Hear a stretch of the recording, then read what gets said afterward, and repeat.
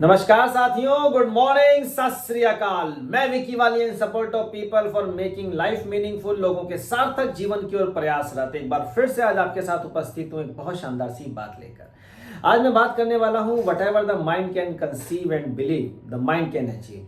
आप जो भी सोचते हैं, आपको जिस पर विश्वास है, आप वो अचीव कर सकते हैं, आप वो प्राप्त कर सकते हैं।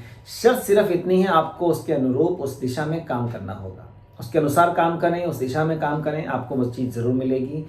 एक कहानी के माध्यम से इसके आपको बताता हूँ, ध्यान से समझिएगा। एक बार एक गांव में बहुत समय तक बारिश नहीं हुई। बहुत समय तक जब बारिश नहीं हुई तो गांव में भयंकर सूखा पड़ा, अकाल पड़ा। गांव के कुएं तालाब सूखना शुरू हो गए। गांव में पीने के पानी तक की समस्या हो गई। तो गांव वालों ने निर्णय लिया कि क्यों ना किसी ऐसी जगह पे चला जाए जहां पर पीने के पानी की कोई समस्या ना हो, जहां और जब तक बारिश नहीं होती है तब तक गांव वापस नहीं लौटेंगे। तैयारी करने लगते हैं। तभी उस गांव में एक महात्मा जी पधारते हैं। बहुत सिद्ध पुरुष महात्मा जी होते हैं साहब।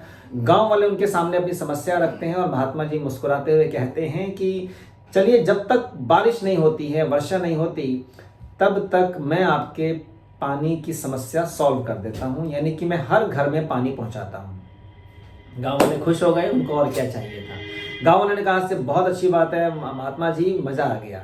पर महात्मा जी कहते हैं कि मेरी इसमें कुछ शर्तें हैं। और शर्तें क्या हैं कि आप अपने घर के बाहर बर्तन रखेंगे रात के अंधेरे में। रात के अंधेरे में अपने घर के बाहर आपको एक बर्तन रखना है और सुबह आपको वो बर्तन पानी से भरा हुआ मिल जाएगा। मैं पानी से लबालब भर दूंगा। शर्त ये भी है कि रात के अंधेरे में रखना है। और दूसरी शर्त ये कि कोई भी किसी दूसरे का बर्तन नहीं देखेगा। गाँव वाले कहते हैं कोई बात नहीं, कौन सी बड़ी बात है साहब। और इसके बाद रोजाना रात के समय में, अंधेरे के समय में गांव वाले अपने घर के बाहर एक बर्तन रख देते थे। सुबह उनको बर्तन भरा हुआ मिलता था और उससे वो अपने पानी की समस्या सॉल्व कर रहे हैं। और दिन बीतना शुरू हो गई। कुछ दिन बीते, हफ्ता, 10 दिन, 15 दिन के बाद मुखिया जी ने फिर से मीटिंग बुलाई, सभा बुलाई। और मुखिया जी ने बात की सबसे कि भाई आपको प्रॉपरली पानी तो मिल रहा है ना। सबने कहा जी हाँ, प्रॉपर पानी मिल रहा है।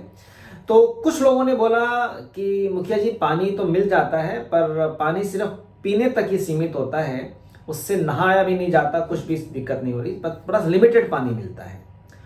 कुछ और लोग बोलते हैं कि हमारे घर में जो पानी मिलता है वो पीने के काम भी आ जाता है, खाना तो बन ही जाता है और हम उससे नहा भी लेते हैं।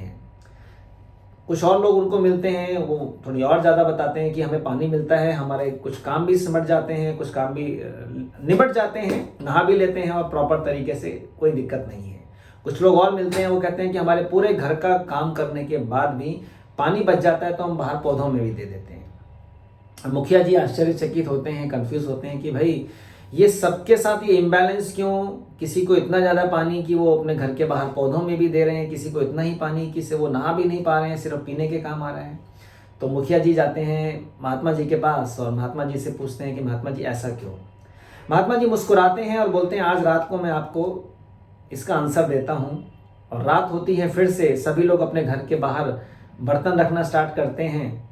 और जब उनका बर्तन पानी से भर रहा होता है तो मुखिया जी को महात्मा जी दिखाते हैं कि देखिए कैसे कैसे बर्तन लोगों ने रखे हैं अपने घर के बाहर। तो मुखिया जी देखते हैं तो उनको आंसर मिल जाता है।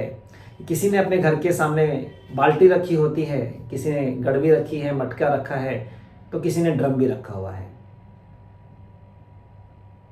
तो दोस्तों समझ में आ गई होगी इस कहानी से आपको बात कि जितना चाहिए आपको उतना मिलेगा। किसी ने बाल्टी रखी है तो उसको बाल्टी भर पानी मिला, तो किसी ने ड्रम रखा तो उसको ड्रम भर के पानी मिला। तो बात यही है कि आपको जितना चाहिए आपको उतना मिलेगा तो सही, पर आपको उसके अनुसार तैयारी करनी है। किसी को बाल्टी पानी तो चाहिए था पर उसने तैयारी की, सिर्फ बाल्टी भर के रखा तो उसको बाल्टी भरी हुई मिली। किसी ने ड्रम भर रखा तो उसको ड्रम भर के मिला।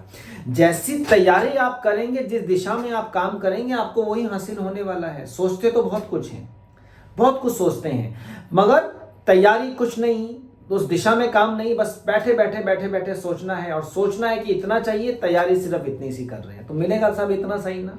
और वही हो रहा है। ऊपर वाले के सामने जब हाथ जोड़ते हैं ना, धूप बत्ती कर रहे हैं, पूजा कर रहे हैं, तो मांगते हैं प्रभु दाल रोटी चलनी चाहिए। प्रभु कहते हैं ओके डन, तथास्तु। दाल रोटी चलती रहती है। मांगना है तो दबा के मांगो ना साहब। खाली दाल रोटी तक सीमित रहेंगे तो दाल रोटी ही चलेगी। भरपेट खाना मिलना चाहिए, भरपेट खाना मिल जाता है। अरे साहब, बड़ा मांगोगे तो बड़ा मिलेगा, ज्यादा मांगोगे तो ज्यादा मिलेगा, पर मांगो तो सही और उसके अनुसार तैयारी करो, उस दिशा में कदम बढ़ाओ, कैसे नहीं मिलेगा। जो लोग आज दुनिया में आगे बढ़ रहे हैं, जो लोग सक्सेस हो रहे हैं, वो उस दिशा में तैयारी भी तो करते हैं ना साहब। अब आपको जाना कहीं और है, आप बस कहीं और की पकड़ रहे हैं, क्या फर्क पड़ रहा है? पहुंच जाएंगे क्या? दुनिया गोल है साहब, कभी ना कभी पहुंच जाएंगे, मगर उस समय तो नहीं पहुंच पाएंगे ना। तो कहने का मतलब सिर्फ इतना है कि आपको जो भी चाहिए, आपको उस दिशा में काम करना है, उसके अनुरूप तैयारी करनी है। सोचिएगा और फिर देखिए कितना मजा आता है। आज के लिए बस इतना ही। फिर से मिलता हूं कुछ नई बातों के साथ, कुछ नई चीजों के साथ। Wish you all the best. Thank you very much. जय हिंद। धन्यवाद दोस्तों।